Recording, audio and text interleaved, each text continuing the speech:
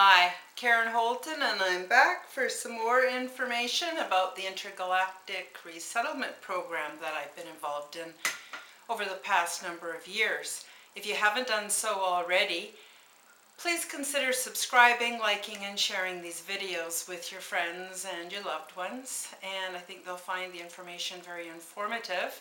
This is the third video in the series that have to do specifically with the resettlement program. And I'm just here today to sort of clear up a few things that maybe I didn't quite elaborate enough on last time, or other bits of information that I remember. And I want you to know a couple of things. First of all, I don't remember everything. In fact, it's a miracle I remember as much as I do, because I haven't had any regression therapy or hypnosis, and it just spontaneously, actually I got the call that it was time to come out of the closet and share my experiences. But also, I also got the call that it's time for all of us to come out of the closet. So I'm not trying to pressure you or out anybody, but if you have had any experiences, please do consider sharing them with the rest of the world, because you're not alone. I thought I was alone. I thought I was the only one that had the kind of experiences that I have. And then I started doing research, and actually just recently I've started telling my story, and people have been sending me their videos and other people's videos so that I could see, oh my gosh, this is a huge movement. So like I said, most of us don't remember without some kind of regression therapy or hypnotherapy, but you may, like me, spontaneously start remembering, and I want you to know you're not alone. And the other thing I want you all to know is that there's nothing to be afraid of. Now, I know there's all kinds of stories out there about abduction stories and contact stories. Mine is not an abduction story. Mine is a contactee story. And I want you to know that I think everybody is right. I don't think it's this or that, or this experience or that experience. I think they're all happening at the same time. And I want you all to validate everybody who has the courage to come forward and share their experiences, be they pleasant or even unpleasant. So getting back to today and what I want to talk about, a couple of things is, and again, this is just fill-in, so please do go back and watch the other two videos just to get a lot more concentrated information. So I want to talk a little bit about their economic system, and this is specifically on the ship. This is on the big ship, which is the orientation, transport, training ship. And the other thing is the group that I have been involved with may not be the same group that you've been involved with. So all of the beings that I've been involved with on these resettlement projects have all been very, very close to the appearance and similar cultures as to humans. And I know in the last video I probably spread a little bit of confusion because I said we're all the same species. Yes, on these ships we're all the same species, but because I don't have the terminology for a subdivision within the species, for exo and planet Earth people, so I'm just saying different species because I don't really have another word for that. I'm sure there is an appropriate word for that, I just don't know what it is. So all of the beings that are involved with the resettlement program that I experienced so far, very close in appearance to humans. And there's a lot of minor diversity. Of course, height is the biggest amount of diversity that you will see, but then we see that also on planet Earth. And you will see some variation in skin tones and sort of complexion colors. There's some that are more blue, some that are, just different pigment, things like that. So anyway, today I want to talk a bit about trade because I only was exposed to a resource-based system. So there's no money there and you can have anything you want. So you don't need any money either. And so as I explained before, we do have, I don't know, it's kind of a cross between a replicator and a 3D printer. I don't really have the words to describe it. I'm not a scientist. I don't have beyond maybe second year biology I don't have really that much in the hard science training. And first year, chemistry and physics, that kind of thing. But when it comes to the soft and wet sciences, that's where I'm inclined to go. That's where I have my talent. And so you're going to hear all of my explanations are going to be very much in a sociological, cultural perspective.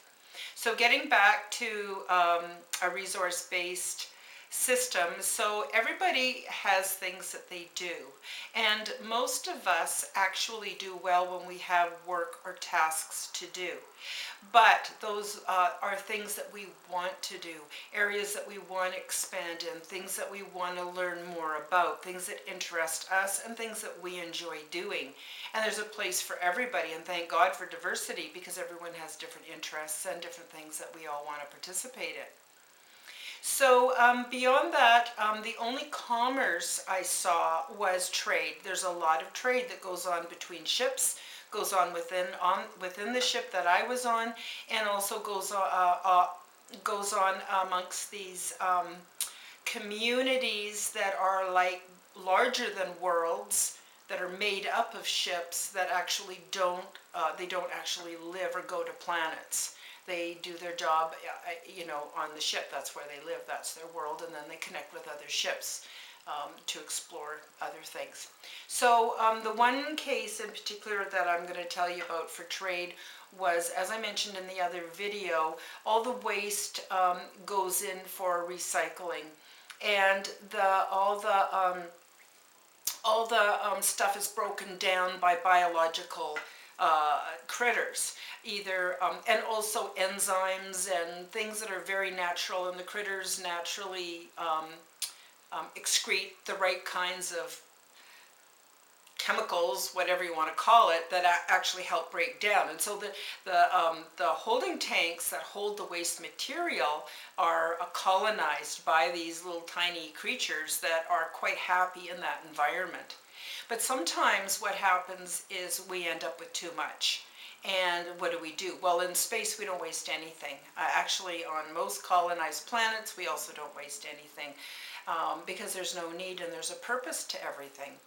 So one time we did connect up with another huge ship that actually had a deficiency. Somehow, I have no idea about the details, but some kind of bacteria or something got into their waste management system, and it killed off a lot of their reprocessing colony. So we had too much and they didn't have enough, and so we stopped and we transported a lot of that over to them, so they were good to go and we were good to go. And this is how it works. It doesn't matter what we have. If we had, and as I mentioned in the last video, we grow all our own food and we're vegan while we're on the ships. And so we might trade if we have too much of something, or if something screws up and we lose a crop or something. Trade goes on quite a bit. It's quite interesting. And it's a very non-competitive form of trade, very different than here. There's no bartering or anything like that, because there's an abundance of everything, so there's no shortage, so you don't have to jack prices because you don't need money or anything like that. So I also wanted to talk about, everything here sort of overlaps with everything because it's a much more efficient system than anything that we're used to here on Earth. So I've just got a couple little cheat notes here to remind me, because otherwise I gap stuff. So I wanted to say that there's an overlap between the training and the work, the entertainment, and also for recreation. And so, like for instance, for entertainment, we're encouraged to do research. Whatever it is that we're interested in, wherever we feel that we want to know more about, something we see on the ship or a task that's being done on the ship, we can go and do research on our tablets or through the virtual reality system. It's not exactly like the one we have. It's no mask over your eyes or anything like that. It's just a little band that goes around your head. It's very comfortable, and you sit in a very comfortable reclining chair usually while you're doing it. But you could do it in bed, and you could do it, sitting comfortably. There's no hard criteria on how everything has to be done. Everything is also in a constant state of learning and changing, which is very interesting. And so you're not tied down by dogma and things like that, policies and procedures and things. There's some, but not a lot. So getting back to the entertainment, so you can spend a lot of time doing the research, as I explained before, but not very well in the last videos. I spend a lot of time designing my own pajamas because pajama type clothing is very comfortable for me and very soothing for me. And the more comfortable my body is, the more I'm able to pay attention to the work and the skills I'm learning and what's going on around me. So anyway, what I forgot to mention in the last video is that, yeah, in the orientation, you do a full body scan, inside, outside, everything, your energies, everything. It even pulls in energy attachments that we have from past lives, all kinds of stuff. It's very sophisticated. But anyway, so getting to the designing my own pajama part, what happens is I put together just a very simple drag and drop system. I put together what I want to wear, and I can do that all through my imagination and in the virtual interface, or I can do it off my tablet. And anyway, so when you go through the scan, you also have a holographic representation of what you look like. So, so I design stuff and then I see what it looks like on me before I decide whether I want it to get printed for me or not. So I didn't really talk too much about that, but I spent a lot of time doing that. I just really like it, and I love my own company, and I like spending time alone, and I need some alone time, so that was really good for me. So I would say I spent a lot of time doing research, and then there's creative. So you can also do creative stuff, like for instance, if you're an artist, or you're an engineer, or you like to create things, poems, it doesn't matter. Whatever your creativity is, you can do that then. The funny thing is your creativity, your crafts, your research, the things you do for fun also overlap with your training for your work. So what happens is you would probably finally decide, okay, I want to be a biologist when we go down to the planet. I want to specialize in plants, in particular this genre of plant or the species of plant, and you can do all your research and decide. Once you've sort of honed in on what you want as your career, then the training starts. So you will do some of that through the virtual reality headset. And then when you're ready, you will actually be assigned a hands-on buddy who is trained more than you in the same career path, so that they can actually lead you through the different studying and the learning. And you can go into there's so much plant life on these ships, you wouldn't believe it. So there's like these beautiful gardens and so many places that you can learn so much, or research about animals, or research whatever you want.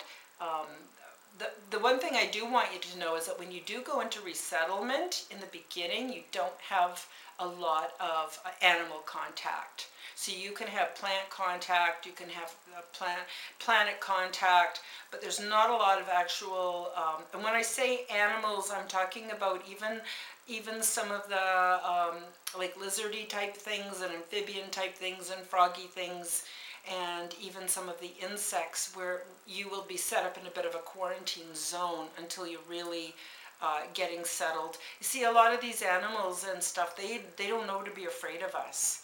And we wouldn't hurt them intentionally, but until we know how to integrate into their societies properly and in a healthy way, it's best for us to just keep hands-on training.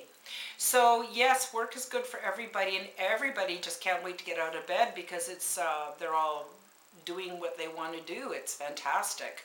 And so I really enjoyed that part. And so then you eventually will have some work assignments. Like I said, you'll have hands-on training, and you'll also have a buddy with you. And it's also social. It's a fun place to work because you're hanging out with other people's shared interests. It's just very, very interesting. So the other thing I wanted to say is, I had mentioned in the last video about the housekeeping and how it's done, and what a really simple process it is. But we still like water. Most of us like water. Well, aquatics actually live in a water-like environment where we live in a gas-like environment. But those of us that live in a gas environment like humans, we like water. Water is something very soothing to us. Most of us really like it.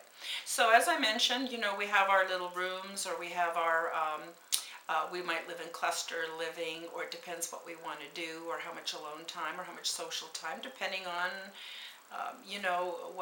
what our species, again I'm using that word loosely here, and what our personal preferences are. But anyway, there are also showers, and so you can go in and actually have a water shower if you want to, like in the morning, to wake up and freshen up. But the interesting thing is bathing is a communal affair. And so the bathing is done as a very social thing. So you know how we would go to an aquatic center and we go swimming, or we go have a sauna or whatever, except it's very different. The water is kind of, I was going to say brackish, but I'm not really sure. I don't remember exactly what is different about the water, but there's definitely something different about the water. It's very soothing, it's very relaxing, and this is a perfect time. And by the way, nobody wears swimsuits or clothes when they go into the baths. Nobody. It's a naked thing. It's a naked thing. But you know what? Everybody's psychic anyway, so you don't really have anything that you're going to hide anyway. And they're way different. Like, they're not going to make fun of that you have hair growing here or there or whatever. That would not even come into the picture. But it's a very social thing, and it's just very lovely to be in these baths with other beings. Nothing is hidden. And, you just kind of visit, and you don't use a lot of words when you're on ship. In fact, the hardest thing about being on the ship is to learn to not use words. And you just have feelings, and you feel calm, and you feel loving, and everyone in there is calm and loving, and it's not sexual at all. It has nothing to do with reproduction. It does have something to do with love, and it doesn't really have anything to do with orgasm. It's more a social. Most of us are to some degree grooming species. And when we don't have other, beings, or even our own kind, grooming us and us grooming them, this is sort of the next best thing. So, and then I mentioned also before about the healing chambers. The healing chambers keep you in really good physical condition. You don't have to go out and do a lot of working out unless that's something you like to do. And then there are also, they kind of are hollow suites, but not really. More, it's this little band that goes around your head, and then you're there. And everything that we experience in our minds also affects our bodies. So between the healing chambers and between maybe we're having a really rigorous mountain climbing experience that's in virtual, but it would still be toning our bodies as well. So that's about all. Stuff comes up from time to time, and I'll make some more videos, but I want to talk more next time about the actual on-planet experiences. And I only actually remember about 6 of them, but who knows, maybe I'll remember more by then. So I hope you've enjoyed this, and I hope it's relaxed you a little bit. There are beings that don't look anything like us. Yes, there are. And I've had experiences with several corporeal and non-corporeal beings that don't look like us. And we'll get into that more other times. But the thing is not all of them that have like very little pigment and large heads and the big, almond-shaped dark eyes. There's so much diversity amongst those different kinds of people, okay? So much diversity. First of all, some of them aren't even real. They're just messes that have been created on Earth by Dr. Frankenstein or God knows who. And they're often used to frighten us. There are some malevolent ETs who do experiments on people and stuff like that. These are fairly, I would say minor. They're being blamed a lot for all the abductions on the planet, but I hate to tell you this, but a lot of the abductions on our planet are done by other humans for God knows what purposes. Those of you that are familiar with Operation Paperclip know that at the end of the Second World War, all of the heads of the science and the the so-called medical doctors that were experimenting on people and doing all kinds of gross stuff to people. Well, they all got imported to the United States and became the ones who started the big pharmaceutical industries. So all the big pill companies and pharmaceutical companies are all run by these people. And trust me, they have no empathy. And there's also other stuff that I'm not going to get into, it's beyond the scope of this video, but that they can use human beings for everything from an illegal, I was going to say organ donating, but they don't donate, to chemicals that are deprived from putting the body under extremes of stress. There's so many gross things going on this planet. Guys, you don't really need to worry about aliens coming down. And the word alien is not even a correct term here. I'm just using it so that I can reach you with the terms that you may be more familiar with. But seriously, more is going on this planet, which is why we have the Intergalactic Resettlement Program. And so my group has nothing to do with the Federation type interplanetary group that are all negotiating with our world leaders, because that's getting us nowhere. It's just, we're being left out of we the people are being completely left out of that conversation. And so I'm with a group who has included us in the conversation. And it's just a really lovely, lovely program.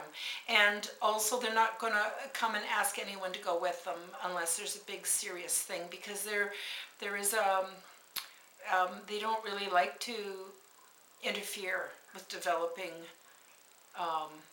races, for lack of a better term. Maybe that's what it is, races. There's the human race, that's a race.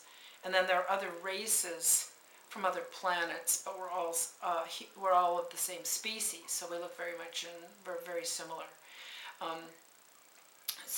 I know I'm babbling here a bit, but I just wanted to remember everything that was really important. So please do subscribe to my YouTube channel and share my videos. And if you have any questions, email me. Get a hold of me through my website or through Facebook. And let's keep this conversation going, because this is a valid option for us as we watch the world decline around us and we're concerned, and weather patterns, and there's so much going on this planet that makes it relatively unsafe for good people. And so the resettlement program is for those who wish to participate, not those who don't want to. And if you do wish to participate, it's really important that you start to take a look at your lifestyle, your thinking, the words you use, your whole approach to being in reality needs to be addressed, so that you can be a good person who has done everything you can do with what you've got to work with here to make yourself be able to hold the frequencies so that you can be part of a resettlement program. So it's something you actually have to work towards, and there's no place to sign up, and there's nothing that you can't pay to get a spot with money. They will contact you when you are ready to see if you're interested, and depending on your response, because nobody wants to scare anybody, nobody wants to hurt anybody. This is a very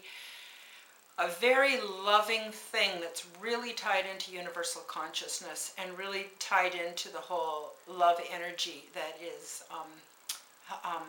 helping, I guess, the universe to recognize its own growth and to make different choices or better choices. It's complicated. We'll get more into that also later. So that's about it for today. I love you so much, and if you're looking for a seasonal gift, please do consider one of my beautiful organites. This one here is green malachite. It's very good for wicking away pain and also for healing and for transformation. I've got a whole bunch on my website. It is www.karenholtonhealthcoach.com, KarenHolton healthcoach.com, and you can see what I have left. Everything is handmade, so it's only done in small batches, and so you will see new stock coming out as we create it, and things that we've sold out of that we may not be making more of, or whatever, can't get the molds, whatever. There's a few of everything left that's on there, so that's it. So wishing you the best. Take good care of yourself, because you're one of the good ones. We need you.